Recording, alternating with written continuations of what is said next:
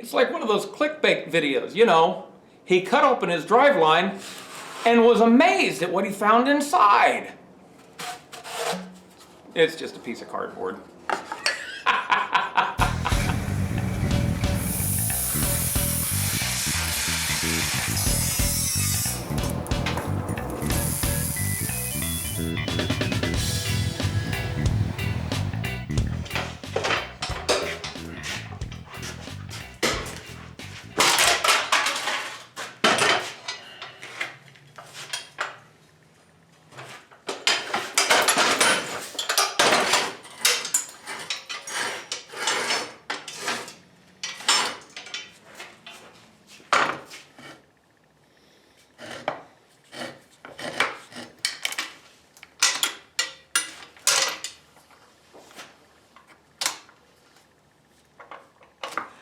Hey YouTube, what is happening tonight? Well, it's kind of late in the evening. I've been busy.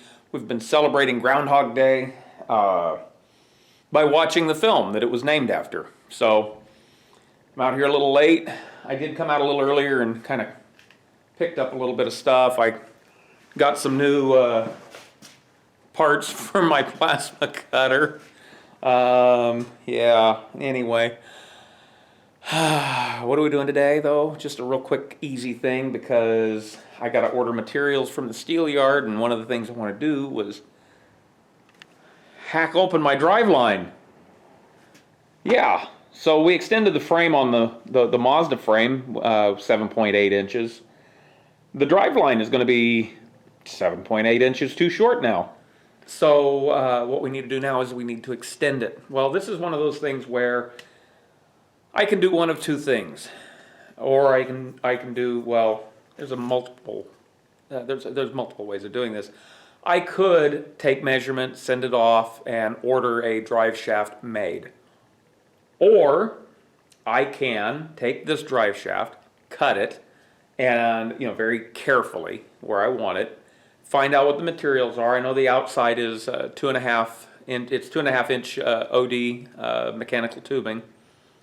That much I know. I don't know what the wall thickness is. I suspect it's going to be 083 or 120. I don't know the internals. Sometimes in these drive shafts they'll have a dampening material, and then there'll be another tube inside that. I'm not exactly certain why that's like that. Some of them are like that, though. Making drive shafts is a very specialized field. I don't have the actual equipment to do it correctly. If I had a lathe, that would help. I don't have one. What we're going to do is we're going to mark this as carefully as we can, sort of. I mean, I know how to clock it. I know which way it is, but we're going to mark it again to make sure that we know when we put it back together we have it clocked the same way. And it's one of those deals. Sometimes it works just fine, which is great. We move on with life. I will buy the tubing, the right size tubing. We will sleeve it so that it indexes and gets it all lined up so it doesn't warp when I'm welding it. We re-weld it. We put it back in, and it runs fine, and we never know anything was different. If it doesn't, and let's say it's way out of balance, or it's twisted, or bent, or cockeyed, or looks like a pretzel, it doesn't matter. At least at that point, I'll know how long it is. We send it off, and I take it to a drive shaft outfit and say, look, I need one of these that's, made right. So, yeah, I figure it's probably about an 80% chance it'll work, 20% chance that it won't. But this is what we're going to do. So, let's get started.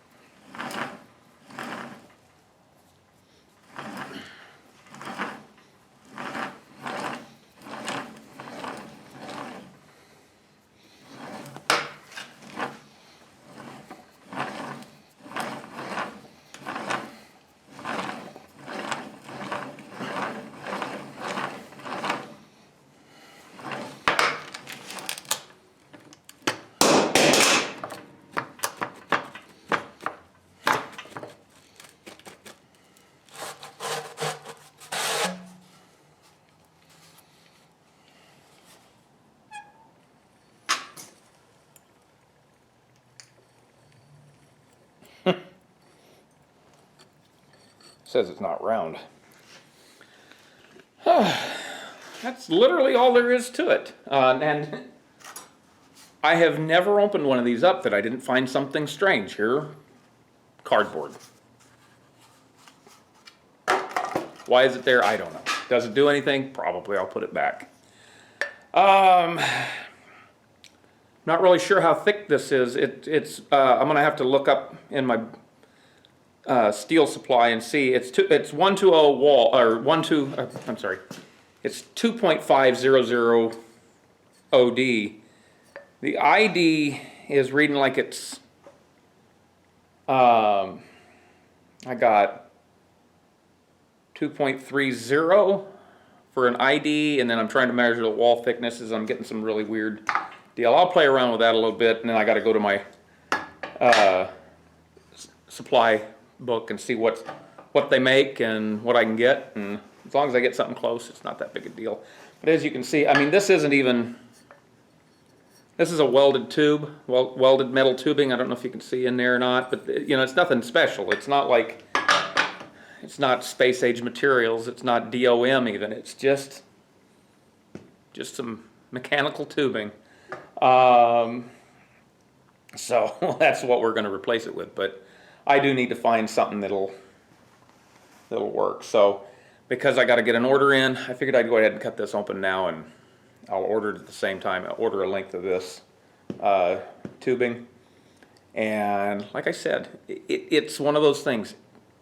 It'll either work or it won't, and if it works, great. If it doesn't, not really out anything. It's not like this is a massive amount of expenses in trying it this way, and otherwise we'll just find somebody to make us a driveline. So anyway, that's it for this one. Short, sweet, uneventful, but what do you expect? It's a holiday. So anyway, until next time, bye.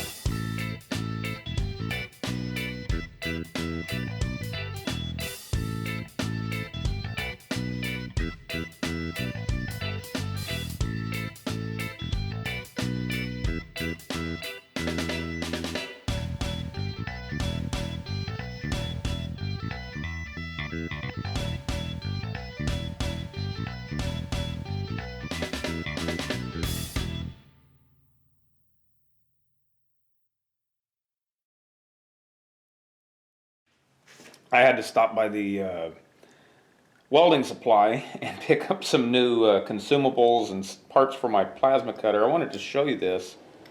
So let's. This is a cutting tip. This is a tip. You can see I got it. It just got mutilated on the nose, and this is from cutting the rough stuff on the Ranchero. You get gases blow back up in there, and it's really rough on them. That one's bad. This one burned through the side. I don't know if you can see that. Yeah, see there. It's right through the side. That's really, really bad.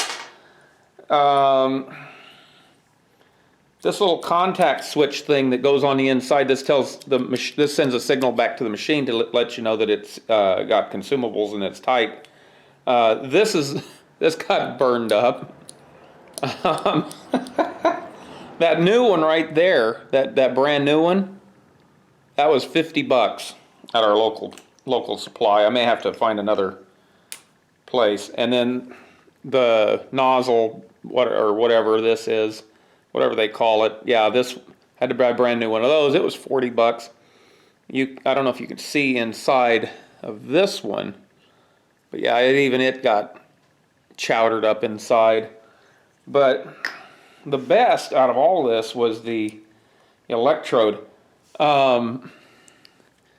This one still has quite a bit of life left in it, but this one here, at some point it went past its usable service life and then just melted. So I don't know. Yeah, well, anyway.